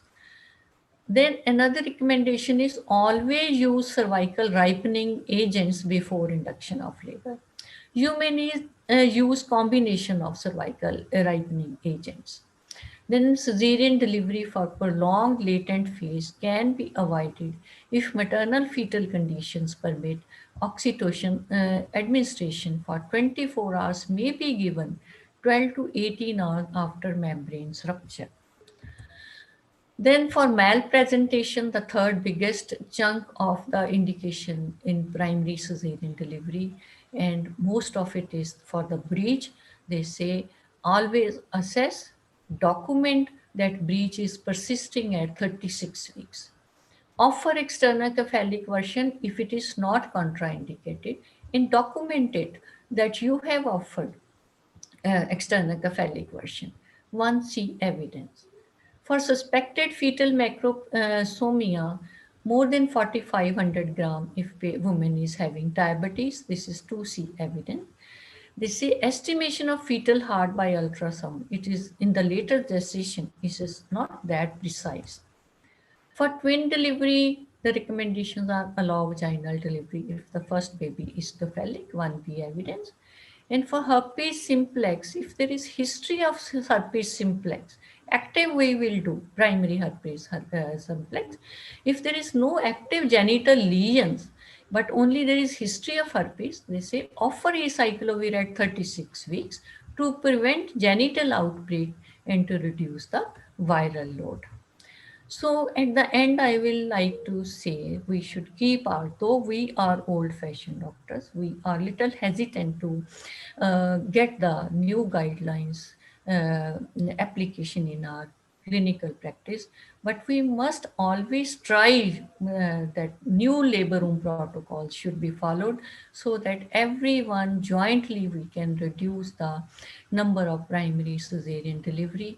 So the current cesarean, the one we do at this time, is safe in the experienced hand with the latest anesthesia and the operative techniques. But the long-term morbidity is definitely more and more with each added number of cesarean section. So thank you for to all for being with us. Thank you. Thank you, ma'am. Thank you for a very, very comprehensive talk on this very important topic of cesarean section. And now for the last session for today's webinar, I will invite Dr. Anita Madan. She will be speaking on nutrition in pregnancy. Ma'am. Can we have Dr. Anita's slides, please?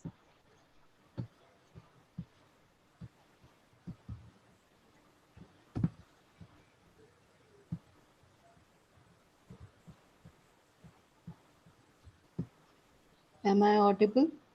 Yes, ma'am. Okay. So my topic for today is a little different from what has been tackled by the previous speakers, and it is nutrition in pregnancy. Uh, an important topic, very important topic, and more so in our COVID times because because it is critical. Why? Because good nutrition is always going to give us a good immune system. Nutrition counseling is cornerstone of all antenatal cases, antenatal care, especially in pregnancy of high risk group for COVID-19. The diet and the supplements are key to good immune system and successful pregnancy outcomes. Now we need to assess the nutritional assessment in pregnancy, and this is done on basis of weight assessment and BMI in the first trimester, provide an indicator for health status and assist in appropriate screening during pregnancy. The other markers of nutrition during initial assessment are biochemistry, complete blood cell count, dietary assessment, and factors influencing intake such as hyperemesis gravidarum. Now, how do we go about this nutritional counseling? A woman's nutritional status not only influences her health, but also outcome of the pregnancy and the health of her fetus. Adjustments have to be made when complications like gestational diabetes arise. The macronutrient and micronutrient requirement during the pregnancy starting with lactation should be advised. Because of the increase in estrogen, it increases the hepatic production of certain proteins, causing a greater binding of corticosteroids, thyroid hormones, and vitamin D during pregnancy, resulting in the lower levels of albumin. Therefore, we have to supplement with extra protein intake in pregnant women, and we all know that the hemoglobin part, that is the globulin part, is the protein part, and we have to take care of the protein intake of a pregnant woman. Now, how do we assess? Actually, first is the minimal, next is the mid-level, and then in-depth level. In the minimal level, you have to take a history of her diet, present basic diet, meal patterns, fad or abnormal diets, and supplements. The medical and the socioeconomic history in the form of obstetrical age, parity, interval between pregnancies, previous obstetrical history, medical history regarding the intercurrent diseases and illnesses, drug use, smoking history, family and social, that is size of the family, whether the pregnancy is wanted, and what is the exact socioeconomic status of the mother. Then the clinical evaluation. Now we need to know the pre-pregnancy weight, the weight gain pattern during pregnancy, signs and symptoms of gross nutritional deficiencies, and the laboratory evaluation is done by hemoglobin and hematocrit. The other two levels, that the mid-level and the in-depth level, will include all the above as I've already talked about and will be additive. That is, in addition to the dietary history, we need to know the semi-quantitative determination of food intake. In medical and socioeconomic history, we need to know the utilization of maternity care and family planning services, and also the occupational pattern of the patient. And in clinical evaluation, we need to do the screening for intercurrent disease. Now, in addition to hemoglobin and hematocrit, we also do the blood smear, RBC indices, serum iron, and sickle cell preparation. In the in-depth level, all of the above is done. In addition, a quantitative 24-hour recall is done. And the above clinical examination, we also need to do the arthropotic measurement of the skin fold and arm circumference to rule out malnutrition. And in the laboratory evaluation, all the tests I've already mentioned, in plus folate and other vitamin levels. Now, what is the recommended weight gain during pregnancy? If the patient is of normal BMI, 10 to 16 kg, underweight, 13 to 18 kg, overweight, 7 to 11 kg, and in obese, 5 to 9 kg. With every additional kg that a mother gains over the recommended weight, the risk of child being obese during adulthood increases by 8%. A high pre-pregnancy maternal BMI is associated with an increased risk for obesity and excessive weight gain during pregnancy. Energy requirement. The caloric intake should increase by approximately 300 kilocalories per day during pregnancy. Energy requirements are generally the same as non-pregnant women in the first trimester and should increase in the second trimester. The estimated increase in this requirement is 340 kilocalorie and 452 kilocalorie per day in the second and third trimesters respectively. Energy requirements vary significantly depending on the woman's age, BMI, and activity level. Caloric intake should therefore be individualized based on all these factors. Coming on to the macronutrients. The carbohydrate should comprise 45 to 64% of daily calories, and this includes approximately 6 to 9 servings of whole grain daily. The recommended protein intake during pregnancy is 1 gram per kilogram per day, and the total fat intake should comprise 20 to 35% of daily calories, which is similar to the non-pregnant women. So the fad that you keep on increasing the ghee to a pregnant woman is absolutely wrong. All she requires is more carbohydrates and more proteins. Then coming on to this, carbohydrates form the main substrate for fetal growth, fueling maternal and fetal organ function, biosynthesis, and additionally used in structural components of cells, coenzymes, and DNA. Maternal and fetal brain functions use carbohydrate as their preferred source of energy, with glucose providing 75% of fetal energy requirements. Consumption of sugar should be limited and should not exceed 5% of energy intake or 25 grams, and which will come as a shock to the Punjabi audience. It is just 5 teaspoonfuls. Proteins, they form the building blocks for both structural and functional components of cells. Requirements are highest during second and third trimesters due to extra development and growth of both maternal and fetal tissue. It is an alternative energy source when carbohydrate intake is insufficient. Therefore, adequate carbohydrate intake is required for adequate cell synthesis to continue. And because of the increase in the estrogens, as I've already told you, there is decreased in the lowering of the levels of albumin, and the pregnant woman requires extra proteins. Now, the role of proteins in immunity. The low protein status can increase the risk of infection by causing low antibody production. Low pool of available proteins results in a decreased amount of functional active immunoglobulins.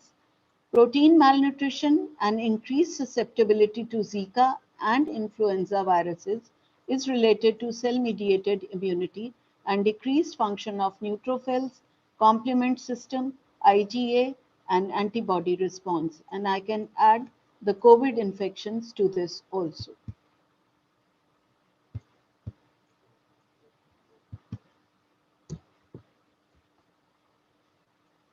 Now, this is a chart which is showing the role of proteins.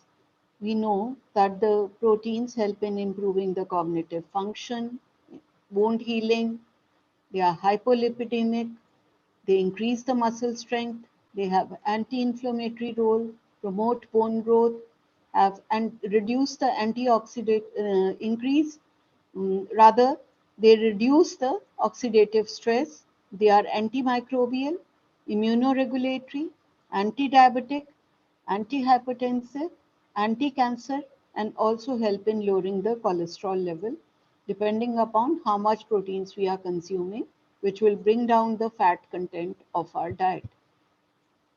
Now, protein supplements are must in malnourished, IUGR, small for gestational age, and sarcopenic patients. No sugar added proteins are advised for pre-diabetics, diabetic patients, obese, and calorie conscious patients.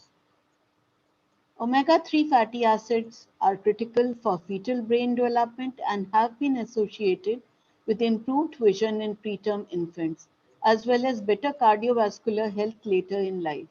Ideally, the pregnant women should consume those fish that are low in mercury and high in omega-3 fatty acids, such as salmon, sardines, and anchovies. Higher mercury levels in children have been associated with deficits in memory learning, and behavior. And the fish that gives high mercury levels are shark, swordfish, tilefish, and king mackerel, and these should be avoided. Omega-3 fatty acids reduce the risk of preeclampsia. They stimulate the linear growth and cognitive development of the child. And the main dietary sources of omega-3 is oily fish like salmon, sardines, and sprats. High intake of omega-6 fatty acids in maternal diet has a negative effect on regulation of child's appetite and energy metabolism. Sunflower oil, grapeseed, corn oil, and poultry fats are sources of omega-6 fatty acids. Now, fiber is very important. All of us are familiar that many of our patients keep on complaining of constipation during pregnancy because of the progesterone levels, which causes the relaxation of the intestinal smooth muscle. So, daily requirement of 30 to 35 gram of fiber is advocated. It provides bulk to the stools, and by absorbing water, it aids in transit time and hence prevent constipation. It also reduces the risk of gestational diabetes as it affects postprandial insulin response by influencing accessibility of carbohydrates to digestive enzymes, thus delaying their absorption. Main sources of fiber are whole grain products, legumes, dried and fresh fruit, vegetables, and nuts. Additional bran should not be taken as it tends to decrease uptake of iron, calcium, and other minerals. Coming on to the micronutrients. The recommendations for daily micronutrient intake for a pregnant woman are determined by the recommended dietary allowances or the RDA data. This RDA refers to the levels of intake of essential nutrients that are judged by the Food and Nutrition Board of the Institute of Medicine, that is IOM, to be adequate to meet the known nutrient needs of practically all healthy persons. For optimal immune protection and resistance to infection, daily intakes may need to be much higher than the RDAs. Now, micronutrients are pillars of healthy pregnancy and immunity. Findings suggest a positive impact of multivitamins, mineral supplementation with iron and folic acid on several birth outcomes. Multivitamins, mineral supplementation in pregnancy led to a reduction in babies considered low birth weight and probably led to a reduction in babies considered small for gestational age. In addition, multivitamins mineral probably reduce preterm births. No important benefits or harms of multivitamin mineral supplementation were found for mortality outcomes, that is stillbirths, perinatal and neonatal mortality.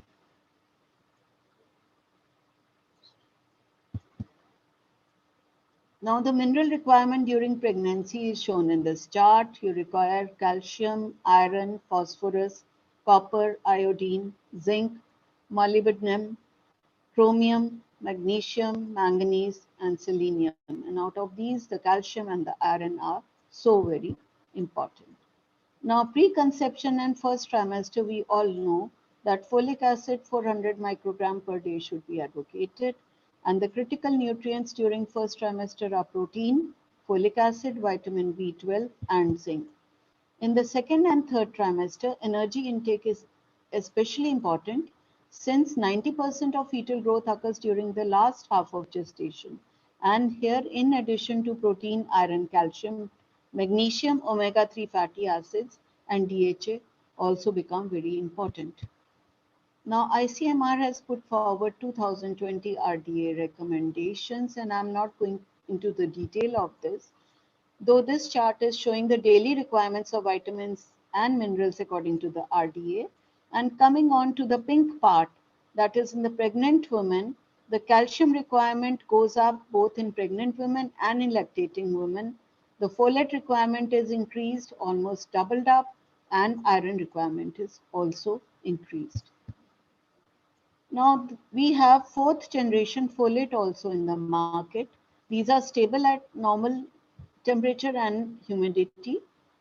Then they have improved bioavailability, they have established safety, and they are highly water soluble. That is 100 times more soluble than L-methyl folate. Now, folic acid is the synthetic form of the naturally occurring folate, and it is the form used in most vitamin supplements and food fortification. Folate requirements increase during pregnancy as a result of rapidly dividing cells related to fetal growth. These supplements, to the tune of 400 to 800 microgram daily, are to be taken prior to conception until 13 weeks can reduce the risk for neural tube defects in the fetus.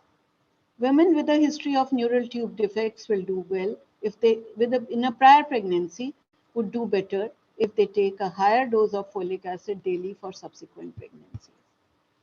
Deficiencies in folate have been associated with megaloblastic anemia in pregnancy, though not with other pregnancy outcomes such as preterm birth or stillbirths. As mandated by FDA, commonly fortified foods include bread, cereal, and pasta. Folate-rich food sources are citrus fruits, dark green leafy vegetables, nuts, and liver. Iron deficiency anemia is a big problem for all obstetricians. Commonest medical disorder in pregnancy and is prevalent to the tune of 50 to 70% in India. Nutritional anemia, out of this, iron deficiency anemia is the commonest, and it is the important contributor to maternal and perinatal morbidity and mortality as a direct or indirect cause.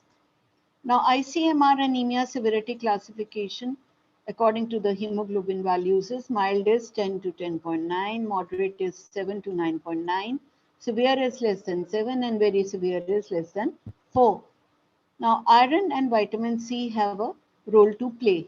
Iron is a component of hemoglobin required for fetal development, placental growth, expansion of maternal red cell mass. Its deficiency has been associated with a high risk of preterm delivery, low birth weight, infant iron deficiency, and long-term cognition and brain function. Iron-rich foods include red meat, pork, fish, and eggs. Vitamin C supplements increase iron absorption, whereas milk and tea can inhibit it. Common side effects of iron are gastritis, constipation, nausea, and vomiting. These are the various reasons for non-compliance with iron intake. Of approximately 300 milligram of iron transferred to the fetus and placenta and 500 milligram incorporated in expanding maternal hemoglobin mass, nearly all is used after mid-pregnancy. Vitamin C competes for placental receptors with glucose. ACOG endorses the recommendation that at least 27 milligram of elemental iron be supplemented daily to pregnant women, and this amount is contained in most commercially available tablets. Coming on to calcium. The fetus accumulates 30 grams of calcium during pregnancy, 25 grams of which is stored in the skeletal system of the fetus. The recommended calcium requirement in pregnancy is 1000 milligram per day, and the dairy products, almonds, legumes, broccoli, and pumpkin seeds are important sources of calcium. Iodine. Iodine is required for the synthesis of maternal thyroid hormones, fetal thyroid function, and neurological development. Iodine deficiency is one of the preventable causes of maternal, mental, and developmental disorders. The daily intake of iodine before conception and during pregnancy and lactation should be 150 to 250 microgram. The main sources of iodine in the diet are fish, seafood, and dairy products. Use of iodized salt in cooking food is important. Vitamin D. Now, this is a fat-soluble vitamin that is primarily found in eggs and fish such as salmon. The skin manufactures vitamin D when it is exposed to sunlight, and further processing occurs in the liver and then the kidney and is required to create the active form, that is 1,25 dihydroxyvitamin D, which promotes calcium absorption from the intestines and thereby allows appropriate bone mineralization and growth. Its deficiency is common in pregnancy, especially in high-risk groups such as vegetarians, women who live in cold climates, and ethnic minority women with darker skin. Severe vitamin D deficiency has been associated with congenital rickets and fractures. Vitamin D levels can be measured via a serum level of 25 hydroxyvitamin D, but an optimal level during pregnancy has still not been established. Furthermore, there is insufficient evidence to recommend screening of all pregnant women for vitamin D deficiency.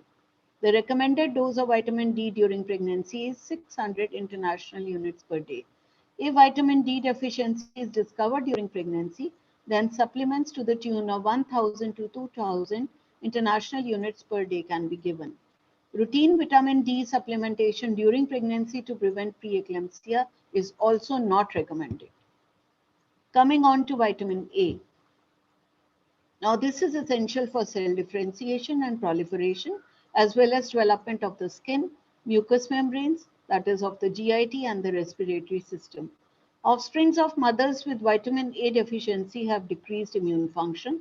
Although most micronutrients have a wide safety margin with little concern for teratogenic effect, vitamin A is one exception. Excessive doses of vitamin A, that is more than 10,000 international units per day, have been associated with cranial facial, that is face, palate, ears, and cardiac birth defects. The maximal supplement in pregnancy is 8,000 international units per day.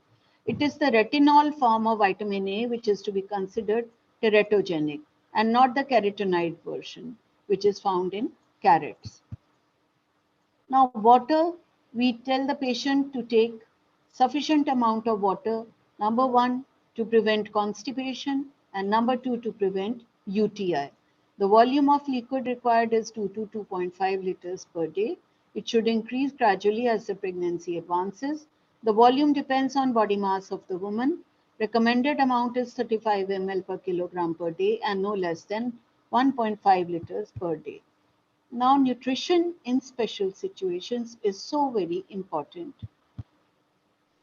In patients of multiple gestation, that is in twins, the maternal metabolic rate is 10% greater than in singletons. Increase in plasma volume results in further decrease in hemoglobin, albumin, and water-soluble vitamins. There are no standardized nutritional guidelines for multiple gestations, but they have been inferred for singletons. One recommendation for macronutrient composition is 20% protein, 40% fat, and 40% carbohydrates. Rate of iron deficiency anemia are 2.4 to 4 times higher in twins than in singletons. Anemia due to folate deficiency is 8 times more common in twins compared to singletons. Some experts recommend 1000 international units of vitamin D and 2000 to 2500 milligram per day of calcium daily for twins. Then there are certain patients who have undergone bariatric surgery. Now, given that bariatric procedures can create deficiencies of micro and macronutrients, a pregnancy occurring after the bariatric surgery procedure requires particular attention to nutritional status. And the most common deficiencies that occur after bariatric surgery are vitamin B12, folate, and iron. Iron deficiency anemia is frequently a long-term complication of bariatric surgery, occurring in 6 to 50% of patients after surgery. Given that bariatric procedures can create deficiencies of micro and macronutrients, this pregnancy should be given a particular attention to the nutritional status. And the most common deficiencies are vitamin B12, folate, and iron. Now, coming on to patients who are obese. Women with higher pre-pregnancy BMI have a greater risk for adverse outcomes. These include both maternal complications such as gestational diabetes, pregnancy-related hypertension, and cesarean deliveries, along with adverse fetal effects such as birth defects, stillbirth, and abnormal fetal growth. Early screening for glucose intolerance, that is gestational diabetes or overt diabetes, is recommended. If the initial early diabetes screening result is negative, a repeat diabetes screening generally is performed at 24 to 28 weeks of gestation. Now, coming on to those patients who are established cases of gestational diabetes mellitus. Now, the first line therapy we all know for these women is dietary modification. Ideal dietary composition should consist of daily caloric intake of 30 to 35 kilocalories per kilogram per day, of which 50 to 60% is contributed by carbohydrates, 20% by proteins, and 25% by fats. The saturated fat should be less than 10%. It is advisable to take 3 major meals and 3 minor meals to avoid hypoglycemia. High fiber diet is advised as it helps to control blood sugar by delaying gastric emptying, retarding glucose entry into the blood, and reduces postprandial glucose. Exercise improves glycemic control by increasing the sensitivity of peripheral tissues to insulin. Now, the carry home message is that nutrition counseling is the cornerstone of prenatal care for all women during pregnancy. A woman's nutritional status not only influences her health but also of her fetus and pregnancy outcome. Hence, eat right, hydrate well, proper exercise, recommended drugs and supplements on time, good 8 hours of sleep, an individualized approach to nutritional counseling that considers a woman's access to food, socioeconomic status, racial ethnicity, cultural food choices, and body mass index is recommended. Top tips for pregnancy nutrition: eating for two, focus on folate, multivitamins have multiple effects, make calories count during pregnancy, special attention to proteins, iron, calcium, DHA. Thank you so much for your patient hearing. Thank you, Dr. Anita, for a wonderful lecture. Our comment section is pooling with compliments for all our speakers, but there are no questions, which is understandable because all the 4 talks were so comprehensive, so detailed that hardly any query remains unanswered. I would also like to compliment the 257 participants who are online for this webinar. We gynecologists don't have the luxury of work from home, but it couldn't stop us from learning from home, from updating ourselves from home. And for the final vote of thanks, it's over to Mr. Ravi Modi from Macleod's, Austria. Yeah, myself, Ravi Modi, Senior General Manager with Macleod's Pharmaceutical Limited. A warm and scientific evening to our most valued faculties and panelists and all audience on program on Spectrum of Women Health. It was presented by Department of Ops and Gynae, Amritsar, and in association with the Amritsar Ops and Gynae Association, along with this GMC Amritsar. It is my great privilege and to extend a vote of thanks on behalf of Macleod's Austria and entire marketing, sales, and medical team, and extend my most sincere thanks for making today's event a resounding success with a stream of scientific presentation and informative discussion. Although there was no questions, but the information what was given was quite comprehensive, as Dr. Suparna Grover told. I would like to thank Honorable Chairperson for today's program, Dr. Sujata Sharma, Head of the Department, GMC Amritsar, and Dr. Sadhana Gupta, Director, Jeevan Jyoti Hospital, and Senior Consultant. I also extend my thanks for scientific presentation from Dr. Amrit Parkol, a Professor, and Dr. Anita Madan, Associate Professor, GMC Amritsar, including a very informative presentation from Chairpersons, Dr. Sujata Sharma and Dr. Sadhana Gupta.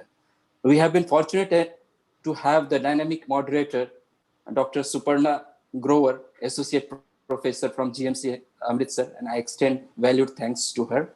And thanks a lot again for covering important spectrum of women health like HRT, HMT, MHT, preterm, premature rupture of membrane by Dr. Sadhana Gupta, cesarean section, and as well as most common topic, that is nutrition during pregnancy. So once again, I extend my sincere thanks on behalf of Macleod's and hope in future we will have more scientific program in association with the Amritsar Gynec Society. And most welcome, Dr. Sadhana Gupta from Gorakhpur. Thank you very much. Thanks a lot. Thank you, Team Macleod's. Thank you, Dr. Sadhana, Dr. Amrit, Dr. Anita, Dr. Suparna, and our audience. Thanks each and every. Right, Thank right. you. Thanks a lot. Thank you all Thanks, from Dr. our Thank side you. also. Thank you and bye. Have a good evening. Okay, thank you. We can take offline, Dr. Jinesh. Sadhana. Thank you, everyone. Yes, Jinesh actually, offline.